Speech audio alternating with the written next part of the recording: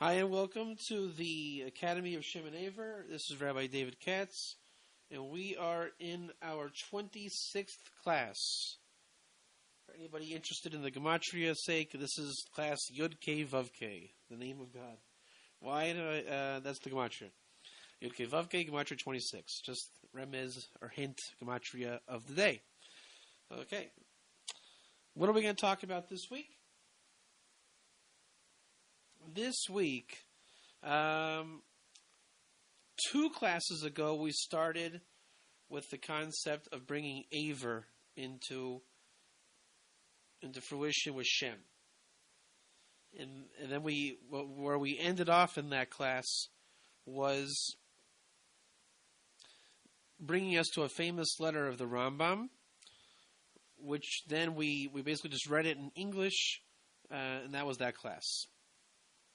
The concept of Aver is Hebrew, because Shem was the father of all Hebrew, all Ivri, and Abraham was called Abraham Ivri, Abraham the Hebrew. So Aver is the Hebrew dimension to the Torah of Shem. And then last week what we did was we got into more of the reasons and rationale of why one would or would not need Hebrew, and to the extent one would want or would not want Hebrew. However, what we find is that there's an inseparable bond between Shem and Aver. That's why we find all the time when we talk about the academies of learning, there's Shem and there's Aver, and really we don't divorce the two. Even though there were academies of Shem and there were academies of Aver, we find that the union between the two as a title almost always exists, Shem and Aver. So this week what we're going to do is I want to finish the letter of the Rambam, at least the first paragraph. That the nature of that letter of the Rambam was 3 vehicles or methods to come to the absolute truth. So last week we read through it, I think until the point of I forget how far we got. I don't know if we finished it, but we'll go over it again. And I want to talk about, in the end of today, a practical application for the Rambam's letter. Meaning, okay, the Rambam will tell you how to get to the truth. And the 3 ways that we need, all 3 ways together to come to the truth, as he says, is math, which is not arithmetic, but rather an algorithmic thinking, high-level processing of numbers, math, gematria and geometry.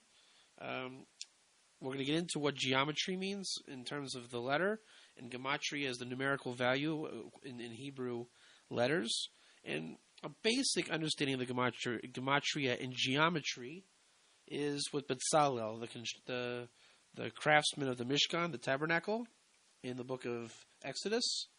So what you find there is that his craft, or his geometry, his geometric knowledge, came from the numerical value in the Hebrew letter alphabet. So he was able to put together how the Hebrew alphabet, with its numbers and hint element, corresponded with actual construction in geometry. The third temple is a big paradigm of that concept. That it's constructed to a particular geometric fashion, and it's latent with holy numerical system within the letters that make up the dimensions of the building. And then there was the Kufot, which is constellations. Now, constellations, as we said, is not astrology. We're not talking about the astrological pull on the earth from the stars. We're talking about the wisdom, understanding, and knowledge that comes from above in the movement, which is called the rakiyas, the firmaments, and how on earth there's a parallel in the wisdom of the tekufot, of the movings of the cycles of the universe, how we can derive Torah knowledge from the movement of above. Again, it's not astrology. It's almost taking astronomy and showing how it can become relevant in the Torah. One such example, and the biggest example, is the Jewish calendar. That is, it's based on tukufot, the movement of the Rekiah, and knowledge of the calendar can actually bring knowledge to the Torah on earth. So that was the first set of circumstances to find the truth in the world. The second is that which the five senses can perceive. And what that is that when there's truth in the world, it's not just, what my five senses perceive, that's what is true. We're going to get into this more when we get into the letter. But what it is my relationship to truth through the interaction of the physical realm. Meaning, let's say take the concept friendship. Have you ever seen friendship with your eyes or your ears?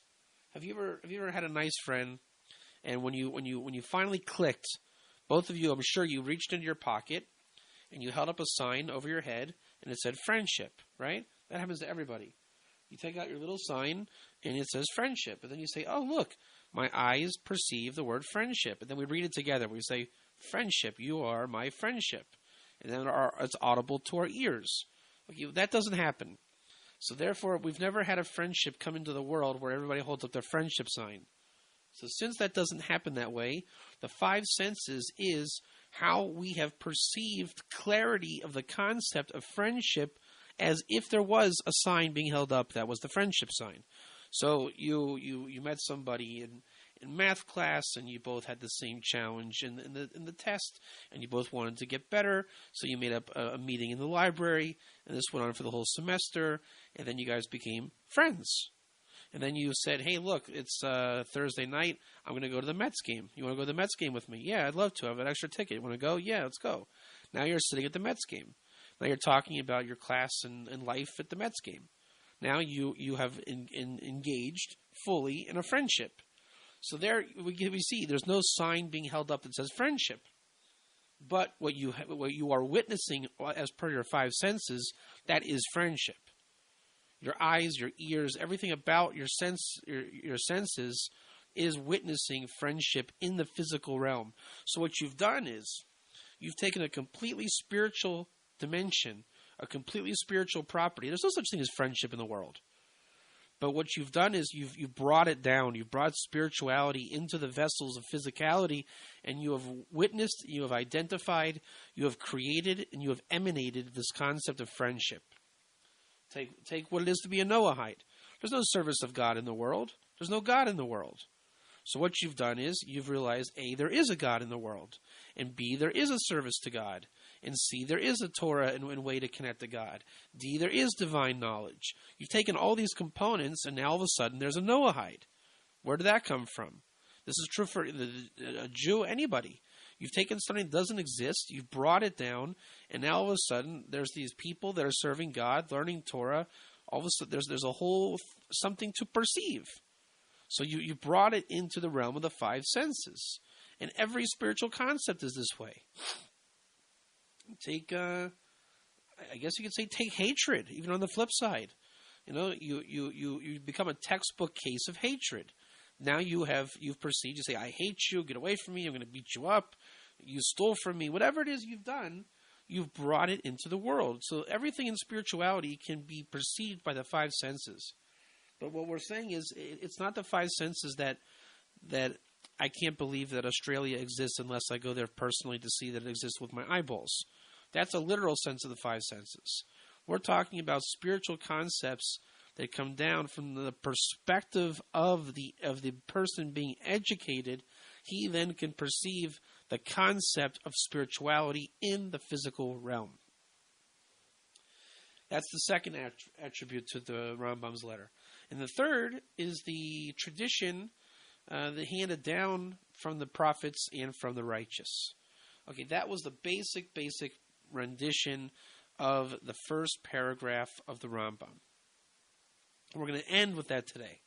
So we'll come back to that towards the end. And how what really is the message on the flip side of the Rambam. There's two vehicles, which is an ongoing theme that we've done on how to understand truth. There's the wisdom, which is the revealed element, or the pshat remez drush sod, which is called pardes in Hebrew. Pardes means orchard. pshat means simple meaning, remez means hint, drush means extrapolation, sod means secret. So from the side of wisdom, what is the perceived wisdom from, let's say, the Rambam's letter? That would be the simple meaning, da-da-da-da-da, remez, hint, and so forth. But then there's something called the side of sneas. There's something called the side that is modest. It doesn't jump out at you. It's the innovation or novelty of the Torah. It's the hidden dimension that the rest of the world is not obviously looking at. That's called a bina, or understanding consciousness. And on that level, remez or hint comes first, meaning we say to ourselves, what is being hinted at here? And then there's a revelation of a secret, and then one can extrapolate, and ultimately the final level would be drush, would be the pshat, would be hint, secret, pshat is simple meaning, and then we say drush, which is extrapolation. And we're saying, what can we extrapolate from this? And extrapolation, the drush in Hebrew, can then go into the realm of the infinite. And the drush is a level that I want to focus on today. When the Torah is on this deeper level of meaning, from understanding, or the modest side, that's when the Torah reverts from from the simple meaning aspect to really something much more three-dimensional. And that's where drush comes from, extrapolation, as the end result. Okay, so that's where we basically starting, or where we're starting from today, based on where we ended it off last week. And the whole thing that we got into last week was in the concept of a name, and how naming is integral to a Noahide. For many reasons. We're going to get into the drush aspect, or the extrapolation. I want to keep using this word drush, so try to keep up. When I say drush, think extrapolation, think allegorical. The word is allegorical. That's the best word, actually. Think in your mind allegorical. Now, when we use Hebrew terms, don't look for the ultimate translation, because that really defeats the purpose, because these words don't have an ultimate translation. We have to become flexible when we hear the word to always incorporate new connotation, new context, and new meaning to the word in Hebrew. So, for example, if we say pshat means the simple meaning, if we get locked into the word simple, we think basic. Whereas pshat does not mean basic at all. It means the simple meaning, meaning if I say the word that, T-H-A-T, that, what's the simple meaning of that? Just as everybody knows what the meaning of the word that means. Then if I say, what is the drush, or what's the allegorical aspect of that? So what if I talk to you like this, and I say, hey Steve, that what you did on stage the other day, that was amazing.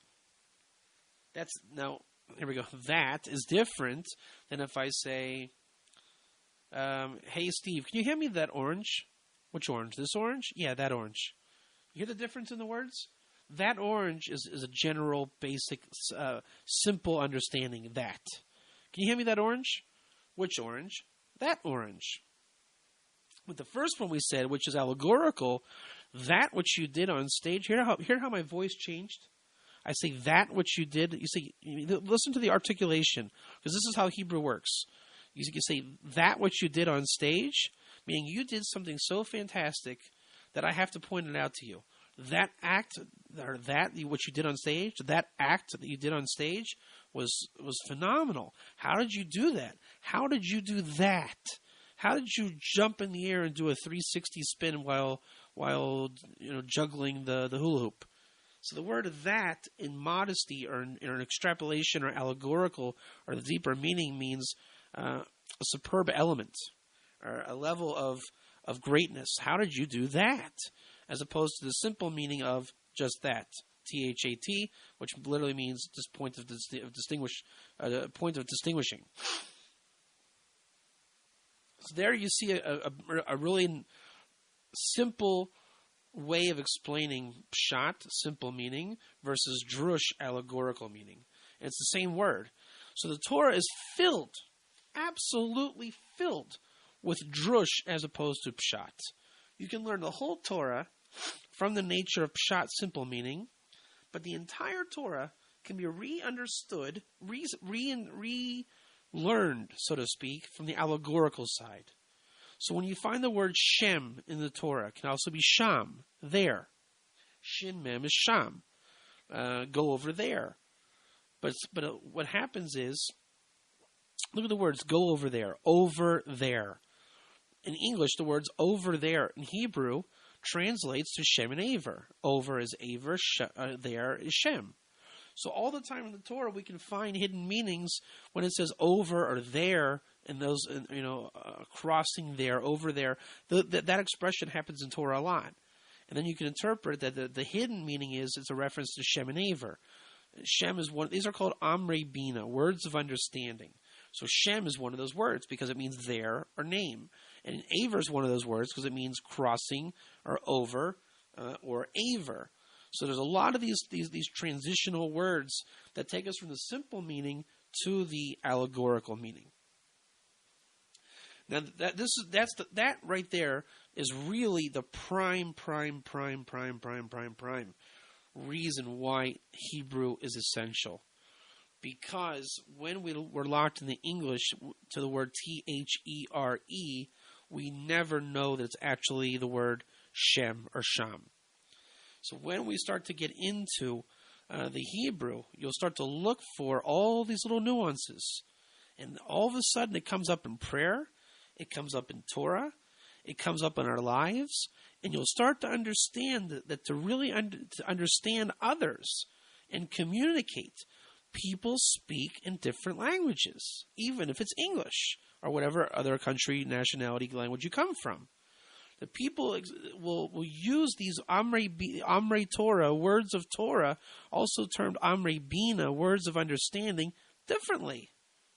So if somebody says that what you did was great, if you just hear it on the simple meaning pshat, you're going to say, yeah, okay. But if you understand that they're really giving you a compliment, but they just don't stress that, and then you'll say, oh, you acknowledged me. Yeah, that was pretty interesting what I did. So the whole world in communication is filled with these types of words.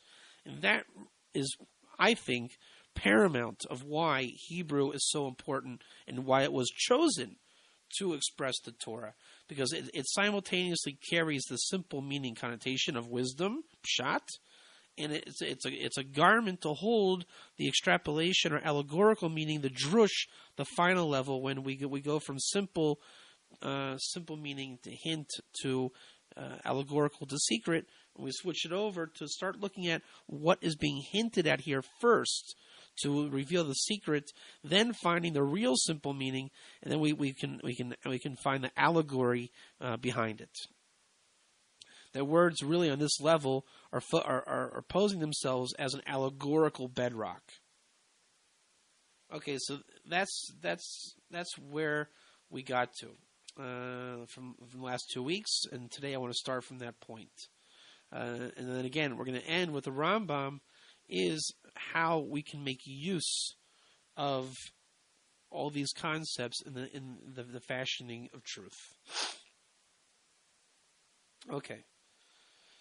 I want to give over something, and this is going to be an ongoing. I don't think we're going to finish today. I think I want to do this the right way. I want to really explain these concepts well, and I want to weave in and out of the Rambam's letter for a while. It could be the next 2-3 weeks, maybe more, maybe less, and really accentuate what is the Aver Hebrew element to the Torah.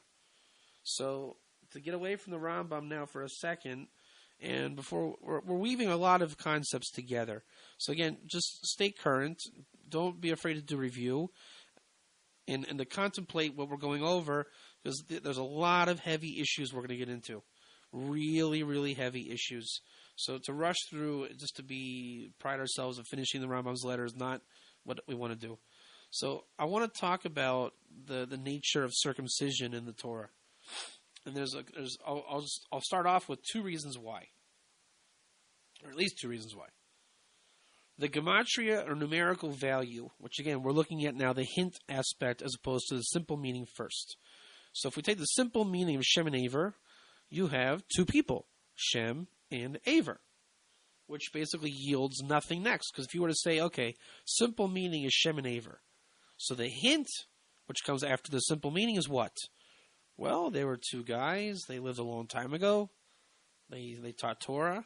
Okay, you really think that from the simple meaning we're going to hint at that? I mean, we already know if you're saying the simple meaning is Shem and Aver, what is the hint? There's really not much of a hint to come. So when you start off with the simple meaning first, the wisdom side first, you're really cutting yourself off from the secret or the allegory and the hints that come next. But if we shift our consciousness, saying perhaps there is something more to be said than this is a person named Shem and this is a person named Aver. So let's shift our consciousness. Go to the modest side. Go to the understanding side. What's the remez or hint? And the hint is, what's the numerical value of Shem and Aver? So that's the gematria 612, which is the value of Brit, or covenant. And what's the word we know of, we identify with Brit? Brit Mila, the circumcision. Brit, the covenant. Mila, of the cutting off. Mila, cutting off. So Brit Mila is hinted at, the word Brit, in the gematria numerical value Shem and Aver.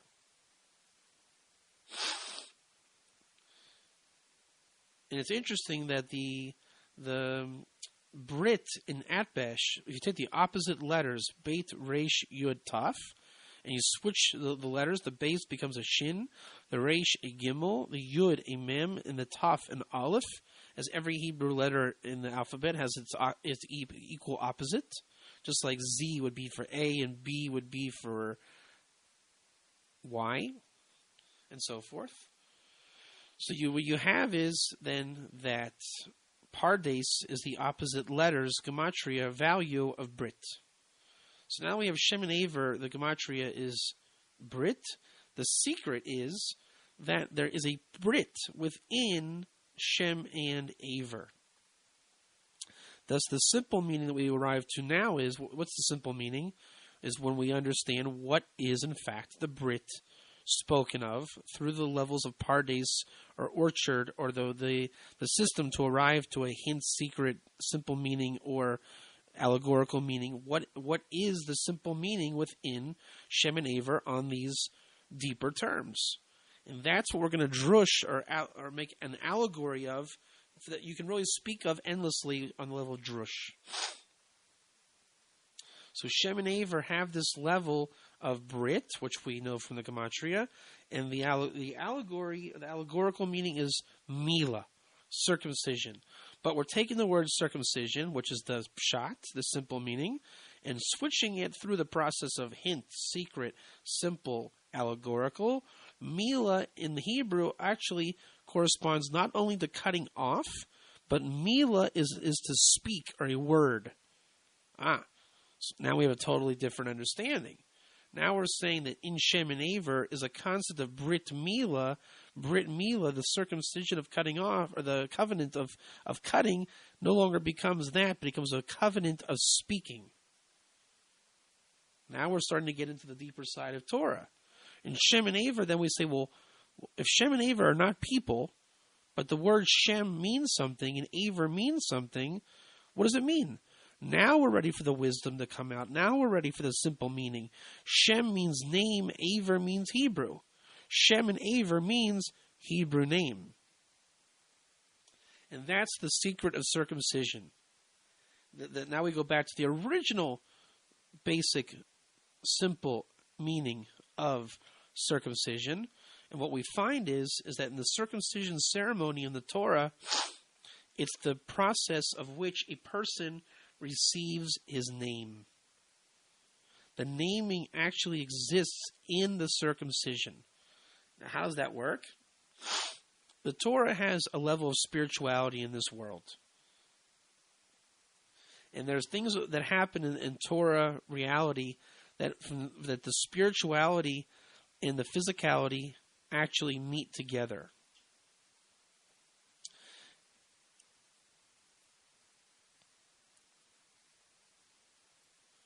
when the spiritual and the physical realms meet, almost like a shifting in a car. You know, when you shift an automobile and you go, let's say, from third to fourth, there's a natural opening in the shifting that even, I don't know if you know this, you don't even have to use your clutch when you shift a car. If you if you hit about 35 miles per hour, you can actually go right from third to fourth. You don't need the clutch. I don't know if your clutch will be safe for the long term if you do that, but you can actually go from third to fourth without shifting because there's a natural opening. But you have conflicting sides, and then they meet halfway, and there's an opening. That opening is where spirituality and physicality meet. And this is what how the Torah reality of the universe meshes with the physical reality of the universe.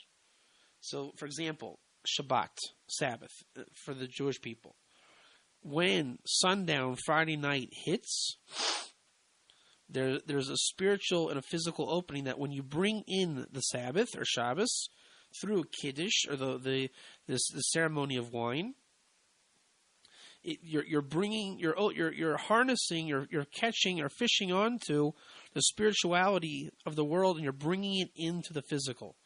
So you go through the 24 hours of rest, and when you come out of it, it's like going submerged underground into a cave, walking a different plane of existence, and then coming back up to earth.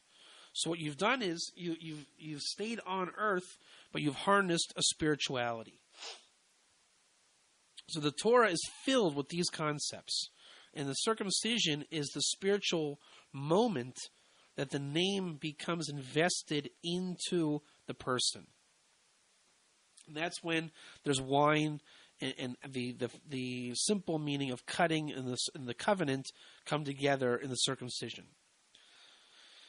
So that's how it works in the Torah. So let me just tell you this, and then we're going to about the circumcision in the Torah and how it plays into the words of Torah as a benchmark of understanding, and then we're going to get into how does it become, what is it, and how is it relevant for the Noahide.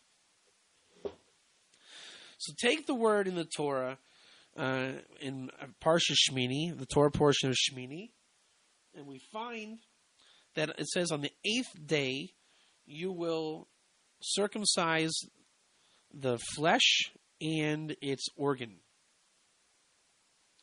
So therefore what we find is the word Hashmini, which literally means the 8th. So if you look at the word Hashmini in English, you would just know on the 8th day you circumcise your child. But what if you get into the Hebrew? Are those words of Torah present in the Hebrew? Are the words of understanding present in the Hebrew? Is there a shift from the simple meaning to the hint meaning in those words? Every word of Torah has the ability to go from wisdom consciousness of the simple meaning to the bina or understanding consciousness, the modest side or the hint level of Torah that would result in an allegorical understanding. So here by the circumcision is a prime element or a prime location where this is possible. And it's good because it comes out as a practical application, which I'll get into. I'm using this not to give a discourse on circumcision, but how we can see in the Torah where the Hebrew really takes a different dimension in our understanding and how it comes out to explain the nature of Torah on an allegorical level, one that meshes with our physical universe even more so than had we remained in the simple meaning and never investigated further. So the way it works is the word Hashmini, the 8th, breaks down to two different words, Hashem and Yayin. Hashem means the name, and Yayin means wine. So now that's the remez or the hint. So we're saying, what's the secret? The secret then requires or draws upon all of one's Torah knowledge to come to a pshat or a simple meaning. Here's the Torah focusing to the single meaning. In the circumcision, the concept of circumcision has the power to push off Shabbos. I mean, on Shabbos, it's illegal to draw blood out of the body. to make a cut. But the power of circumcision is, and this is inferred from the language of the Torah itself, that the circumcision ceremony allows one to break the laws of Shabbos. And it is no penalty. It's actually a mitzvah. It's a divine commandment. Now, by doing so, we have to ask ourselves, how does the ceremony work? Well, there's a couple different elements in the circumcision ceremony. There's making blessings over the wine. There's drawing the blood out of the limb to make it healthy. And also, there's a property of making a hot bath. You put the baby in a hot bath water. You're allowed to heat the water, and you make a hot bath for the health of the baby to exist. So here we are, thousands of years after the Torah was given. Circumcision is still going strong. And a lot of people ask about the nature of circumcision. And they say, how come there's such a thing of drawing the blood out of the body to preserve the tradition, which can be seen as a little bit weird, a little bit gross, a little bit barbaric, and we continue to do that. Yet the bath water, the heating element to the circumcision, we don't do. How can it be that we don't do that? That seems like the thing we should be doing. Get rid of the blood ceremony part of it and just get to the hot bath and fix the kid, make him healthy, and everyone's happy. And we fit into the world like everybody else. So the answer is like this. That's the question we ask ourselves from what is being inferred by the hint in the letters, the eighth becoming the name and wine. So the name and wine is hinted at. What's the secret? The secret is the bathing is really not integral to circumcision. There's something called pekuach nefesh, which is the salvation of a soul that's in severe danger. Now, is the bathing really necessary for the child? Is he in severe danger? So most people would say he's not in severe danger. But there's yet another property that goes into severe danger. And there's something called machmir pekuach nefesh. What if you are really sensitive? You're the kind of woman that has a child, and even if a leaf falls on your child, you go, you freak out. You get all nervous. So you would have a reason, a rationale to be seriously more stringent on anything that would be damaging to your child. Machmir means stringency. Pekuach nefesh means severity. You are stringent on severity, meaning you really are sensitive about the health of your child.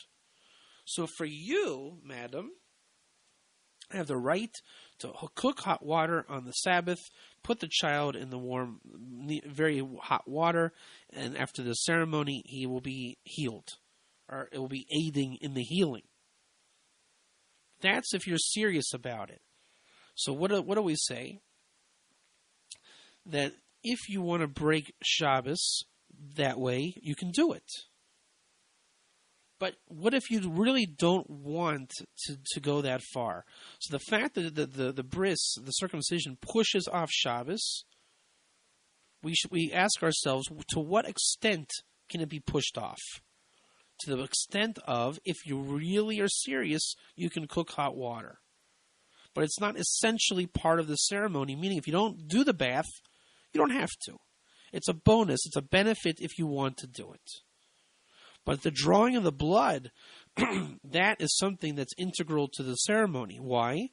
Because wine is involved. Just like the sanctification of the baby into the covenant is involved over wine, called kiddush, sanctification. The drawing of the blood is rinsed with wine. Thus what you find is anything directly instituted with wine in the circumcision is inherently part of the ceremony. And therefore you cannot divorce oneself from anything sanctified over with wine. So now we have the 8th day a person is circumcised. What you find is the name is involved with the wine. So what is it that the wine does? Is it makes the circumcision possible. Is there's all these laws and intricate things that happen that brings wine into it. Now what's the reason why we arrive at the whole scenario is that the person should receive his name.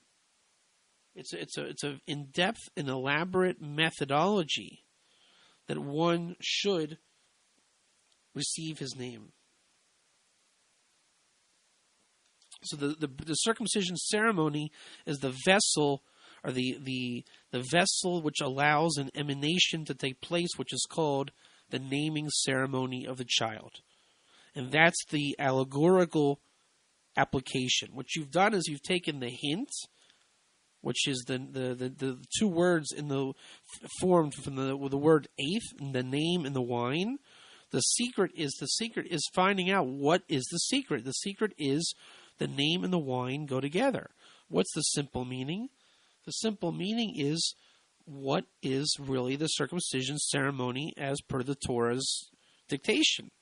And the allegorical is how do we apply the hint, the secret, and the simple meaning together to form an allegory, meaning how do we enact on this? What is the enactment? We went from the level of thought and then to speech and to action, but how do we enact? What are we acting out? What is the action? What is happening? And the answer is you are literally interfacing with the divine. You are instituting the name into the level of soul called the nefesh of the baby, where the blood, the nefesh, is the lowest level of soul that is intertwined in blood. So when you slaughter an animal, the blood that comes out, the vapor that goes up, they say that's the godly soul. And the blood then is the vessel to the animalistic soul, which emanates the animal. So people obviously have blood too. So the ceremony is the institution of the name into one's being, meaning there's a natural interface. And the ceremony prescribed by the Torah is the interface where the name becomes enjoined with the being. So there you have an application of drush, allegory, with the concept of circumcision, which drew upon a new interpretation of the simple meaning, which drew from it the level of secret, which is, even in the revealed nature of the Torah, there was a secret. What is the nature of the ceremony?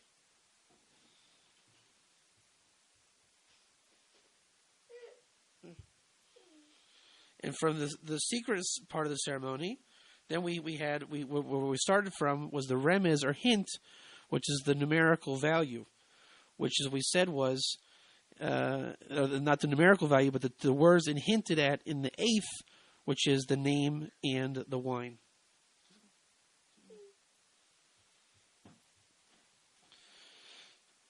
Okay, so that's how we use pardes, or the orchard, or the inner realm of the Torah, simple meaning, hint, allegorical, and secret, to convert it into hint, secret, simple, and allegory.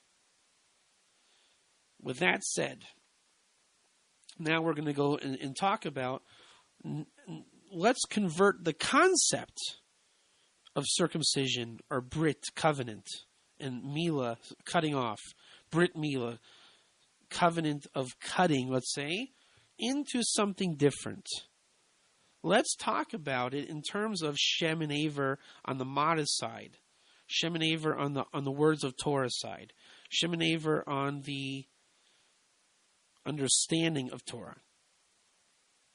As we already said, Shem and Aver represent Brit in Gematria, or in numerical value, 612, covenant. And what we find is that Shem and Aver together, as we've called it, the Hebrew name, that really, what is a Hebrew name? A Hebrew name is Milah. It's a word. My name is David. David is irrelevant. There's no concept of a person named David. David literally means beloved. Therefore, when everybody calls me David, you're really just saying a word. You're saying, hey, beloved, beloved, beloved, beloved, beloved. But what we've done is we've turned the concept of a word into the nature of the Hebrew of one soul. My soul, which is composed of Hebrew letters, is expressed fully by the concept of beloved that we have termed David. And I'm not unique. Every single person walking the face of the earth has a name. Even if your name is you, that means that the nature of your soul is Y-O-U. So whoever you are, you have a soul, and you have an expression of the soul, and that soul has a Hebrew word attached to it. And that word, the point that you identify as, and it can also be words on the plural. It doesn't have to be single, because in Torah naming, let's say, everybody has generally more than one name to their soul. For example, my name is David Pesach ben Leib HaKohen. David Pesach, the son of Leib, the priest, HaKohen. So what we find is that the concept of Shem and Aver with Brit, with covenant, and with Mila, the word, we want to say,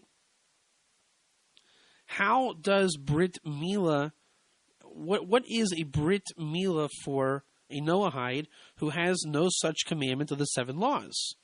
Which is not entirely true, because the B'nai Keturah, the offspring of Keturah, the wife of Abraham, who changed her name from Hagar, the mother of Ishmael, the Rambam says very clearly that they who took upon themselves the circumcision carry with it the weight of an 8th commandment of the laws of Noah, that they still today do circumcision.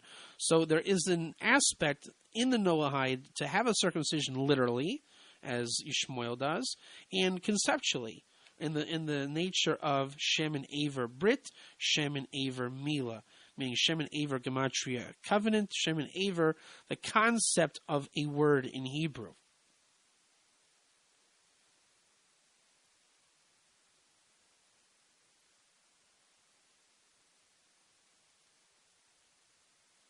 Now that we understand this, where this comes from,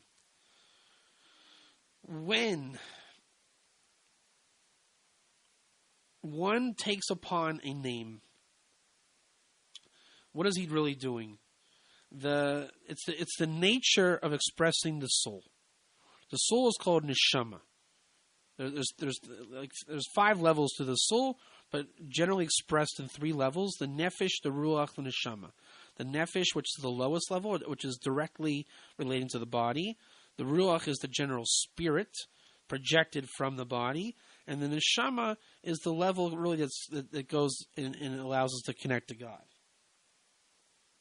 Neshama breaks down to 2 words. Again, we're looking at a general term through wisdom, switching it to being or understanding, deriving a hint. What is hinted at in the word neshama? Shem no. The letters neshama is spelled nun shin mem hey. Make it through remez or hint, meaning what is hinted at in the word neshama or higher soul. Shem na, the yearning of a name, the yearning of the name of what is the name of the soul, and the soul has its expression is in Hebrew, and the name is what's called kli mala machzik. The name of a person is the one word, or however many words, 1, 2, 3 words that we use to fill the vessel. So once we have the concept of a name, what you've done is you have filled the vessel. And the whole point is it should not be that hard to fill the vessel. If I told you that you have to master the entire Torah before you can get to first base, nobody would do it. You would never do it. It's too daunting to say I have to do everything before I can get something. So the name, and this is why the Jewish person has a name from birth. This is why the Shem and Aver means the name. A Noahide is a name.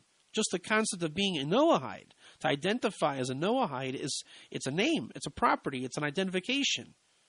It goes back to Noah, and Noah's name has implicit meaning as well. Noah's name is Nun in Chet, which rearrange it spells Chen, or grace or charm. This is why it says Noah found grace in the eyes of God. His name caused. It's called Shem Garim. Noah's name causes upon him.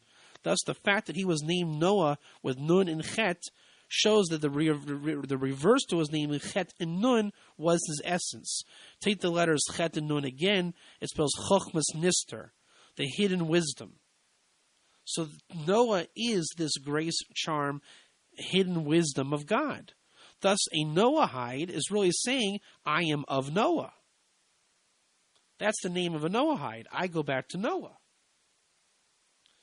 And Shem ben Noah, Shem the son of Noah, means the name of the Noahide.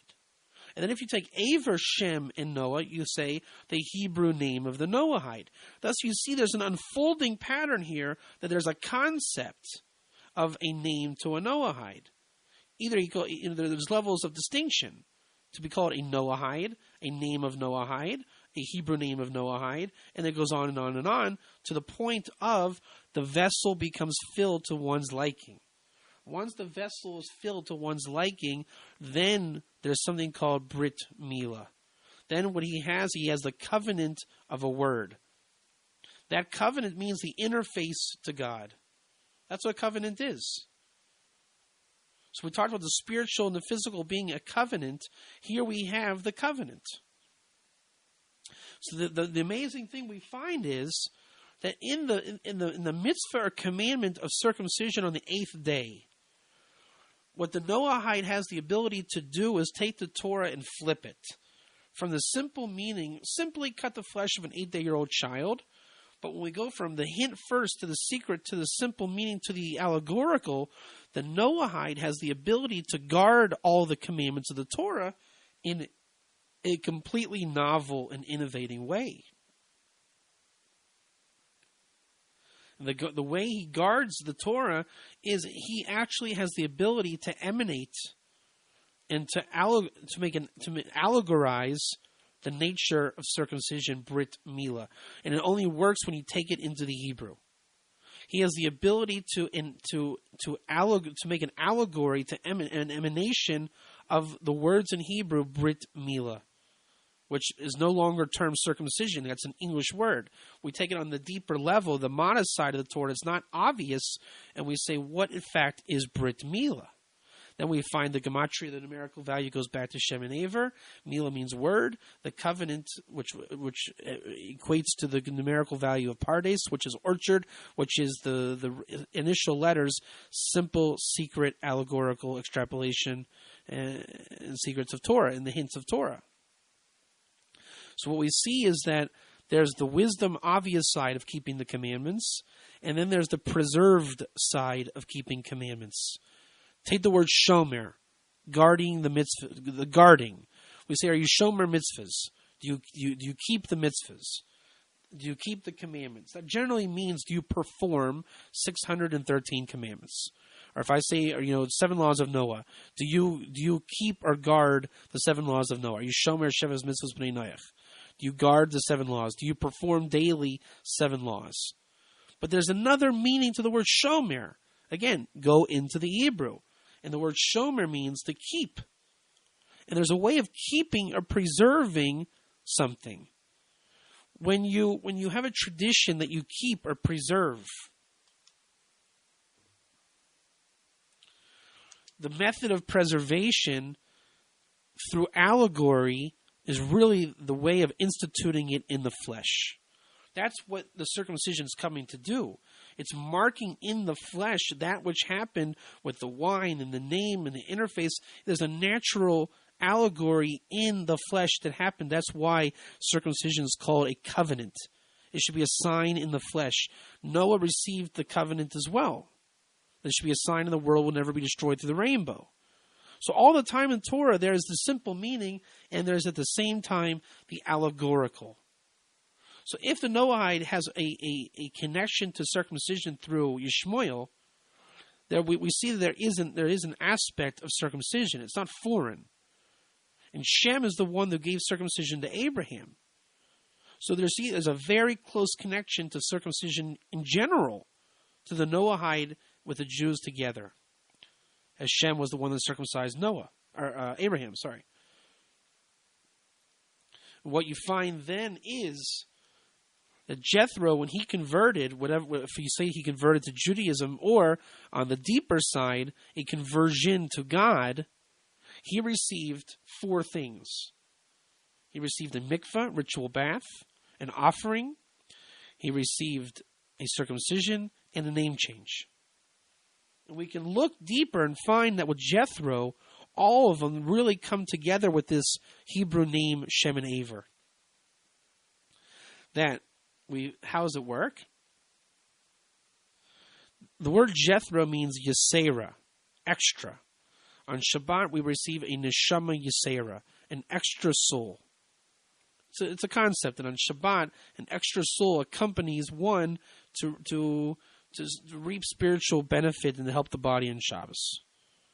So Jethro, which is Yitro, which in Ashkenazi is Yisro, is the same wordage as Yisera, extra, Yitera, extra. So what Jethro brought down was he reveals the concept of an extra. The Ramban, in his commentary to the Torah, shows how a name for a Noahide is the concept of extra, meaning you don't stop being who you are. There's an extra power of a name. Just like on Shabbos, the soul that comes down isn't your new soul. You're not being reincarnated every Shabbos. You receive the power and the aiding and the benefit of an additional soul that comes on the Shabbat. Thus, the concept of a name to Jethro was an additional name. When mingling with Torah, that he uses the additional name to his advantage. So there was the additional name. It's a novelty. Jethro was a novelty. When he came up with the Sanhedrin to God, that was a novelty. It was an innovation to Torah. That's called a chiddush in Hebrew. That's his offering. He made a literal offering, but what Jethro as the Noahide shows for the future is how one can make an offering to God. That by learning the Torah in, let's say, the Hebrew, and using one's thought process to understand God, he may understand something that's new to him. And God will either turn to your offering or he won't. If it's true, he will turn to it. Cain had an offering to God, and God wanted Cain to clarify the offering. That's why he didn't turn to him, but he turned to Abel. Had Cain really understood what he was doing, Hashem would have turned to him. And then there's the concept of the ritual bath. Ritual bath is the immersion of emanation. When you're in water, it surrounds you. So when you move in the water, you are basically emanating in something bigger that's fully encompassing you.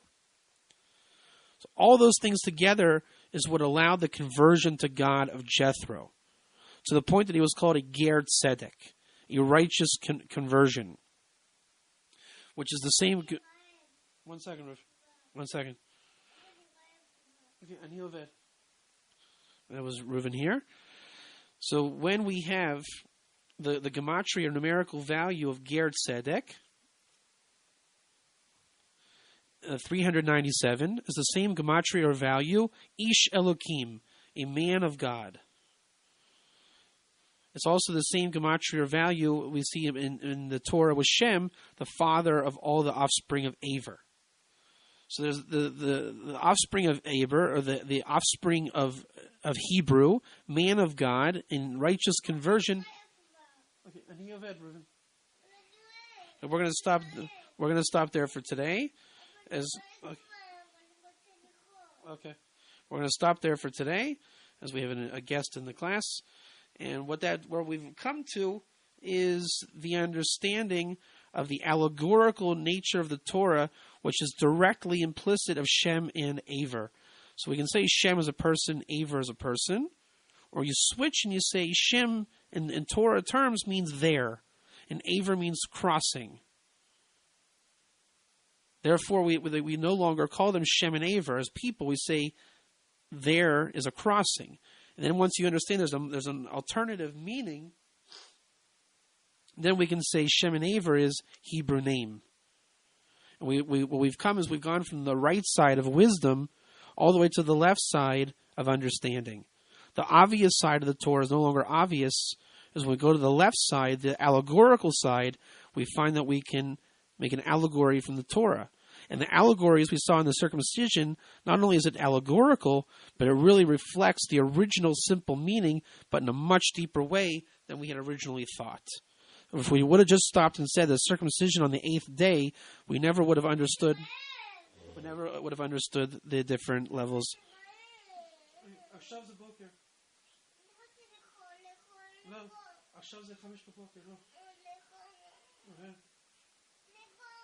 And we're going to stop there for today.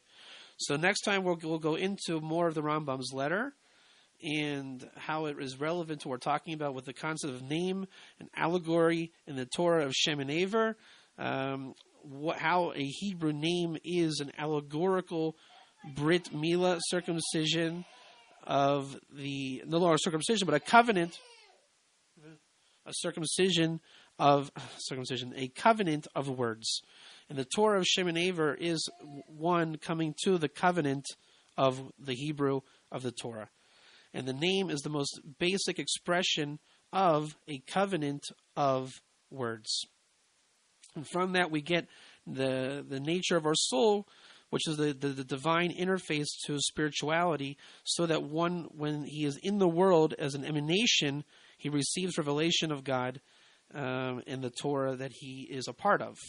And from that, we'll stop there. See you next time. And we'll pick up where we left off. This is an ongoing theme. We just scratched the surface today. It's nowhere near the end. We have a lot of notes what to do. What we saw is taking the hints of Shem and Aver, how it becomes allegorical and how it becomes practical for the Noahide through the concept of what Shem and Aver represent on numerous levels of understanding. Thank you very much. That's all for this time. See you next week.